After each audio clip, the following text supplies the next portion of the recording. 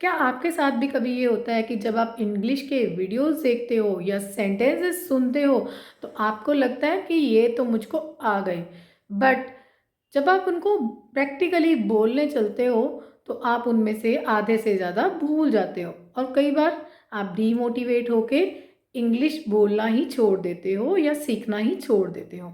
तो इन सब का हल ये है कि एक तो वही practice makes a man perfect, आपको डेली इंग्लिश बोलने की प्रैक्टिस करनी चाहिए। और दूसरी बात ये है जो कि मैंने खुद के ऊपर भी आजमाई है कि अगर हम एक सेंटेंस को पकड़ें और उसी को अलग अलग तरीके से फॉर्म करके इंग्लिश बोलने की प्रैक्टिस करें तो हम इंग्लिश को जल्दी सीख पाएंगे। Hey guys, this is Jyotsna from English. Video को एंड तक ज़रूर देखिएगा क्योंकि आप आज बहुत कुछ नया सीखने वाले हो। तो लेट्स गेट स्टार्टेड। तो हमारा सबसे पहला सेंटेंस है गाजर छील दो। Peel the carrots. Peel the carrots. Next one is क्या तुम गाजर छील दोगे? Will you peel the carrots? Will you peel the carrots? अब जो ये विल है वो आप अगर किसी के साथ अथॉरिटेटिवली बात कर रहे हो, जैसे कि मैं अपने केस में मेरे हस्बैंड के साथ तो विल का यूज़ करूँगी पर अपनी मेड के साथ नहीं करूँगी। मैं पूछूंगी क्या आप गाजर छील सकते हो? Could you peel the carrots? Could you peel the carrots? अब इसी को हम ऐसे भी फ्रेम कर सकते हैं कि क्या आपने गाजर छील दी है? Have you peeled the carrots? Have you peeled the carrots? मैं गाजर छील रही हूँ। I am peeling the carrots. I am peeling the carrots. मैं गाजर छील चुकी हूँ या मैंने गाजर छील दी। I peel the carrots. I peel the crates.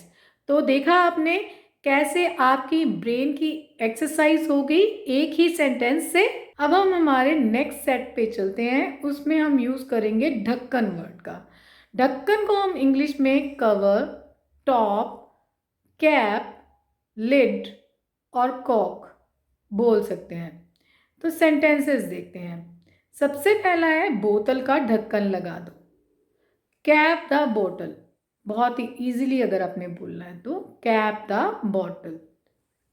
या फिर put the lid on the bottle. Put the lid on the bottle. बोतल का ढक्कन वापस लगा दो तो आप क्या बोलोगे? Put the lid back on the bottle. Put the lid back on the bottle. Only back word हमने इंट्रोड्यूस किया और हमारे पास एक नया सेंटेंस तैयार हो गया। अब नेक्स्ट सेंटेंस है बोतल का ढक्कन खोल दो। Open the cover of the bottle. Simply बोलना है अगर आपने, या फिर आप बोल सकते हो get the lid off the bottle. Bottle की जगह पे आप कंटेनर, जार कुछ भी लगा के ये सेंटेंस बना सकते हो। क्या तुम ढक्कन खोल सकते हो? Can you get the lid off? या फिर can you open the lid? क्या तुम इस जार का ढक्कन खोल सकते हो? Can you get the lid off this jar? या फिर can you open the lid off this jar? मुझसे ढक्कन नहीं खुल रहा। I can't open the lid. I can't open the lid. या फिर I can't get the lid off. I can't get the lid off. क्या ढक्कन खुल गया? Is the lid opened? Is the lid opened? इसी को अगर हम इस तरह से घुमा दें कि ढक्कन को कस कर लगा दो तो आप बोल सकते हो close the lid tightly. Close the lid tightly या फिर screw the lid on tightly. Screw the lid on tightly. अब नेक्स्ट अपने सेट पे चलते हैं नींद पे। मुझे नींद नहीं आ रही। I am not feeling sleepy. I am not feeling sleepy. मुझे नींद आ रही है। I am feeling sleepy. I am feeling sleepy. Next है मैं सो नहीं पा रही। I cannot get to sleep. I cannot get to sleep. मैं पूरी रात सो नहीं पाया। अब यहाँ पे पाया लग गया तो हम बोल देंगे I could not get to sleep all night. I could not get to sleep all night. अब नेक्स्ट है मुझे नींद आ गई। I fell asleep। I fell asleep। वह गहरी नींद में है। He is fast asleep। He is fast asleep। वह अभी भी गहरी नींद में है। He is still fast asleep। He is still fast asleep। अब अपने नेक्स्ट सेट पे चलते हैं। सबसे पहला है बकवास मत करो। Don't talk nonsense. Don't talk nonsense. ऐसी बकवास मत करो। Don't talk such nonsense. Don't talk such nonsense. अब इसी को अगर हम मोल्ड कर दें और बोलें कि बकवास करनी बंद करो तो हम बोलेंगे stop talking nonsense. Stop talking nonsense. इसी को अगर मोल्ड किया जाए कि वह बकवास कर रही थी। She was talking nonsense.